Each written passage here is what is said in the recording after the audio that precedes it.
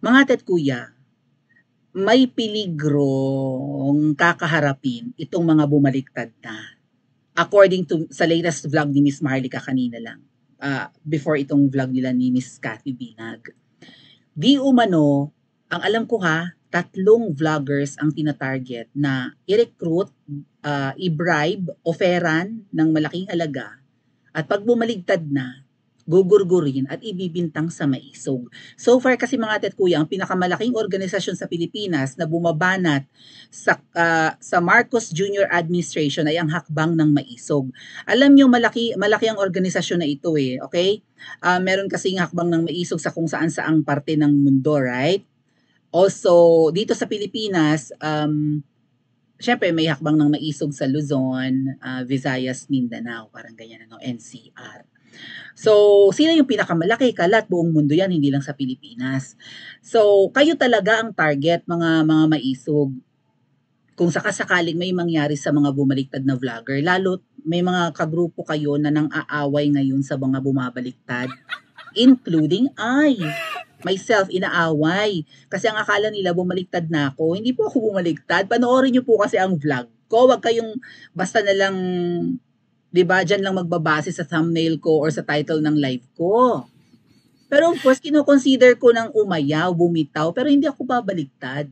Bibitiw lang ako sa laban. Gusto ko ng tahimik na buhay, magpapalit ako ng content. Ganun, 'di ba? O, baka ang content ko travel, mahilig ako mag-travel. O, or maybe kaharutan, 'di ba? Kwela. Ayoko na ng politics. Kung at saka sa politics, hindi naman ako hardcore. Hindi ako katulad ni Miss Maharlika kung bumanat ang lalalala, di ba? So, bakit nyo ko tina-target? Anyway, never mind. May mga at kuya ako na nagsasabi sa inyo. May tumawag sa akin at isa ako sa target na gurgurin. Hold on. Magpalit lang tayo ng thumbnail kasi yan ang topic natin. Tapos na tayo kay VP Sara. Thank you so much, VP Sara. Lalo kaming nabuhayan ng loob sa ganap mo ngayon. Mukhang ay! Mga kapatid natin sa iglesia, kung kami man ay nakikita ninyo, nalilimutan ko nga pala, ang grupo ni na Sir JM, baka pati yan, batikusin pa ng mga ano na yan ha, mga kritiko ko ngayon, ako ang laman ng vlogs nila. Ang grupo ni na Sir JM po ay yun nga, nahihirapan mag-organize, mag-ipon ng mga sasama sa kanila dahil nga po kulang sa pamasahe yung mga niyayaya nilang taga malalayo. So ipipin ko na lang sa live ko ha yung email ni na Sir JM. Doon magpadala kayo dun sa kanila ng tulong ninyo para pamasahe, pangkain, pantubig ng mga gustong sumama sa mga pagtitipon nila sa mga susunod na araw. Kaya ako tanong ng tanong, kailan ang susunod yung rally? Diba? Kailan ang susunod yung malaking pagtitipon? Mapapalaki nyo ba? Well, kung gusto nyo lumaki yung mga susunod na pagtitipon mga ate at kuya, mag-email kayo kay na Sir JM. Ipipin ko na lang sa mga vlogs ko yung email address nila. Salamat nga po pala sa nag-email na sa kanila. Kasi sabi na Sir JM, may mga kumontak na sa kanila. May mga nag-send ng araw po sa GCash, ganyan sa money remittances, may mga tumulong na. Takang-taka nga yung mga yan kung bakit meron na kaagad. Sabi ko, naipin ko na nga sa aking mga vlogs yung inyong email. Ang email nila ay bagong kasaysayan 3@protonmail.com. Siguro dapat pina-flash ko rin yan dito sa aking live, no? Sige, lagay ko dito. Bear with me. Bago natin panoorin yung vlog ni Miss Maharlika. Sabi ko sa inyo mga ate at kuya, isa ako sa target. May tumawag sa akin. Lagay ko muna yung email. Ano nga yan? Bagong kasaysayan 3 at protonmail.com. Wala tong capital letters mga ate at kuya ha. All small caps po. Kaya lang dito kasi sa akin capital letters.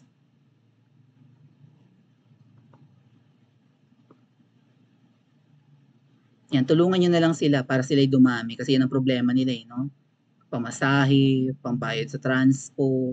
Maraming gustong pumunta, binagyo na nga, wala pang pamasahe. Taga malalayo pala. Small letters ha, hindi capital letters po, hindi uppercase, lowercase letters yan. Maybe paltan ko yung Nasa Princess Maui 1, mga nanonood sa akin sa Princess Maui 2, nasa Princess Maui 1 po yung email. At saka ipipin ko naman yan. Palitan ko na lang yung font. Hanap ako ng makapal-kapal ang font.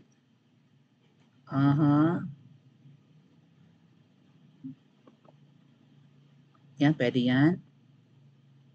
Bagong Kasaysayan 3 at Proton. Sana hindi ako magkamali. Yan lang yung naaalala ko. Wala akong copy. Ayan. Okay, yan ang kanilang Proton Mail. Okay, bago natin i-play yung video ni Miss Maharlika, bago natin siya pakinggan, mga ate at kuya, may tumawag sa akin na taga-kabila, taga-kampo ni Nakuting. Nasa mall lang ako, hindi ko nasagot. Ang daing tumatawag sa akin. At ang isa sa tumawag, yung iba doon nagwa-warn na Maui, mag-ingat ka, ganun-ganon. Isa sa tumawag ay taga-kampo ni Nakuting. Kilala itong taong to, kilalang kilala. Kinontak ako, nasa mall lang ako, hindi ko nasagot. Pero alam ko na ang balak.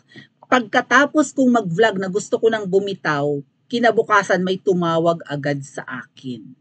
So isa ako sa balak gurgurin. Kaya sa mga nagmamaldita diyan na iba, mga mapa-vloggers man o mapa-grupo ng kung anong grupo man 'yan, mag-ingat kayo sa pang-aaway nyo sa akin. Pag may nangyari sa akin, kayo pagbibintangan. Yan pala ang plano. Magre-recruit ng mga vloggers.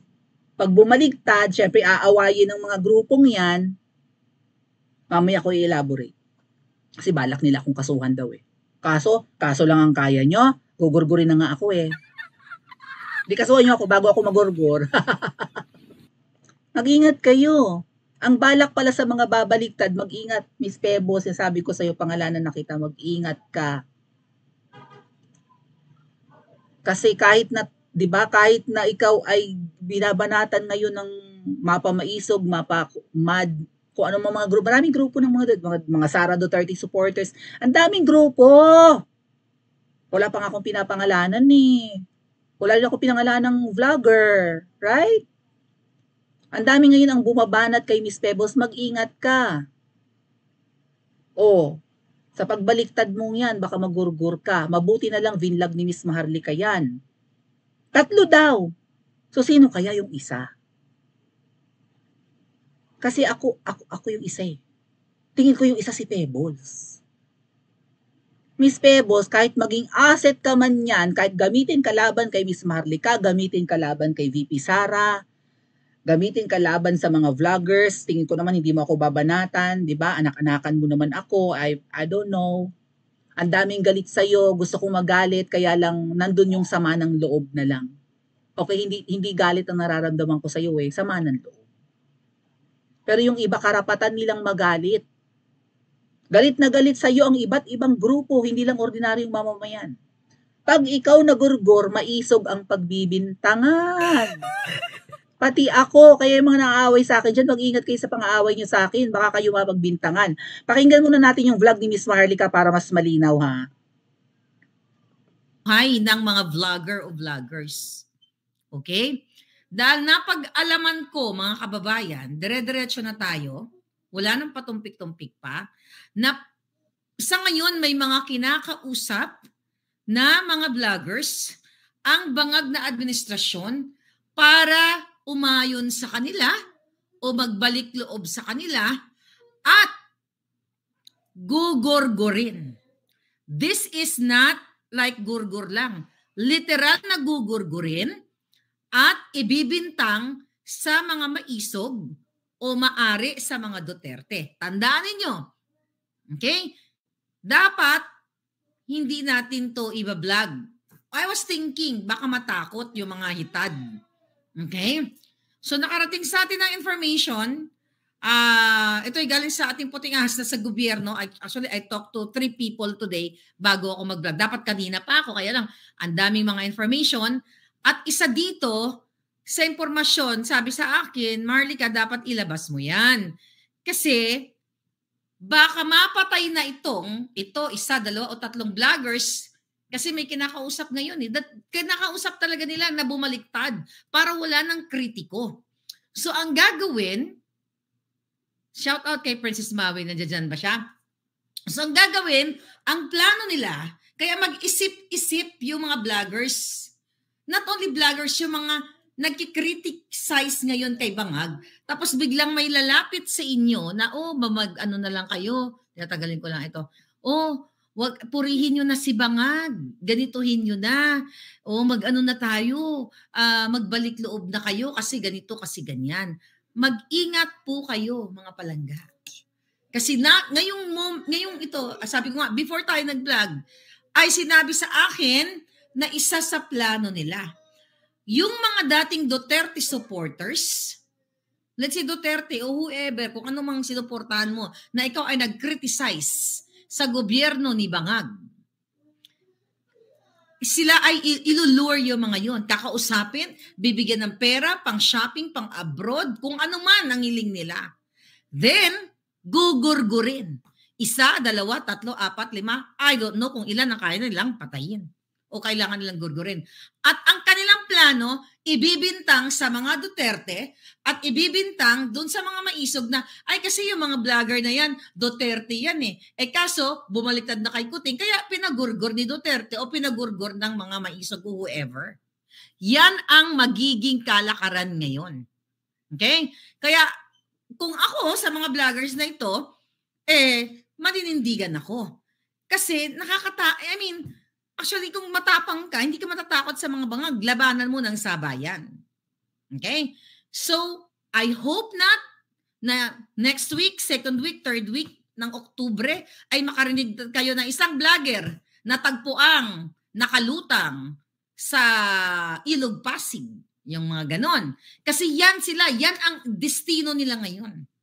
Okay? So, ibibintang po sa mga Duterte. Yan ay mga gawain ng mga Bangag na mga adictos benedictos.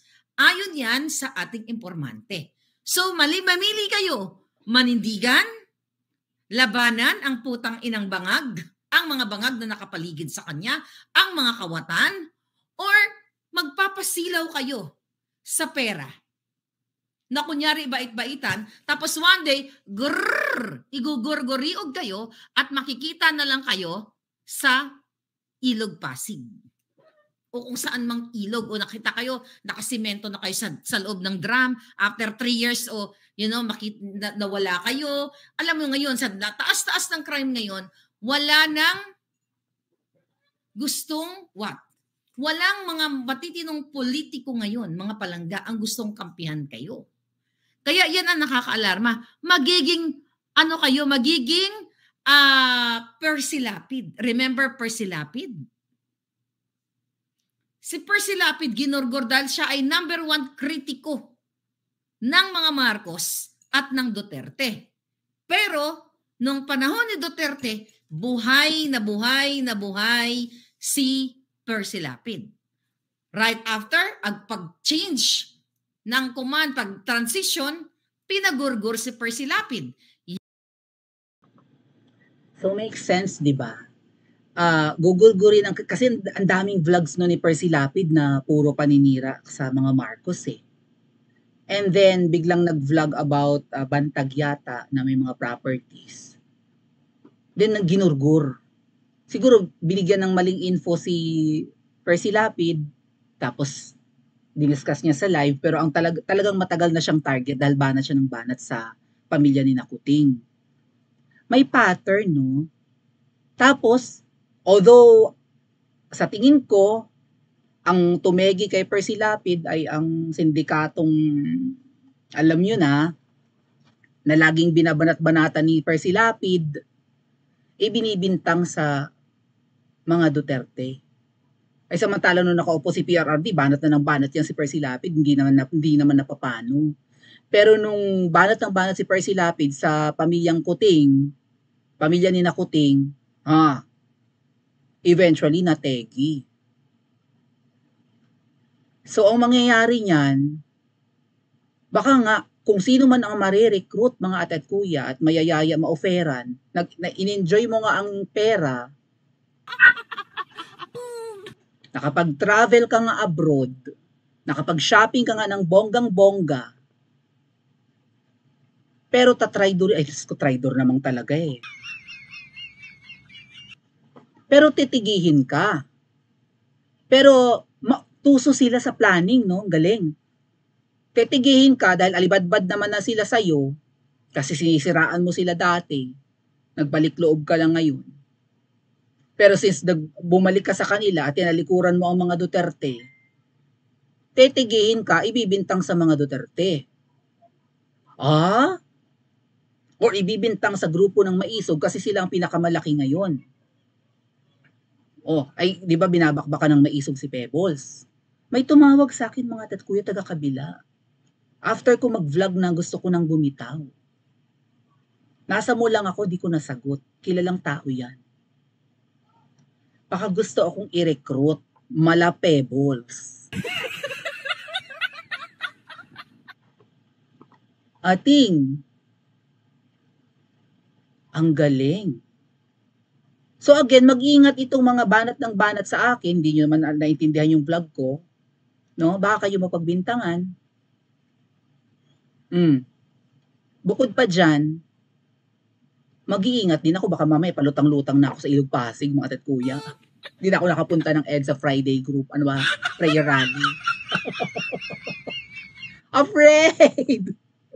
Kaloka. Ang demonyo ng mga kalaban, bumaliktad ka sa mga Duterte, binangbang ka ng mga Duterte kasi ang mga Duterte ay meron silang meron silang Davao Death Squad. Hindi ganyan ng pamilyang Duterte, mga tatkuya. Pero kung i-analyze natin, napakaliit ko namang vlogger para tigihin, hindi naman ako kilala. Tingin ko si Pebbles, pwede na nang targetin. 3 daw mga tatkuya, pero tinawagan ako. Sino pa kaya ang 2 pwede nilang i-recruit? Nababaliktad at babanat sa mga Duterte. Sino sa mga kilala niyong vlogger ang pwedeng ma-recruit? Since hindi ko nasagot yung tawag, ako ang unang target sa 3. Sabi nga ni Miss Marlica, baka 5 ang targetin Sino pa kayang ibang vlogger, mga ate at kuya, ang ma-recruit at ma-offera ng pera, pero eventually ay tetigihin at ibibintang sa may isog or sa mga Duterte? Pa-comment po sa comment section at mag-like and subscribe din po kayo.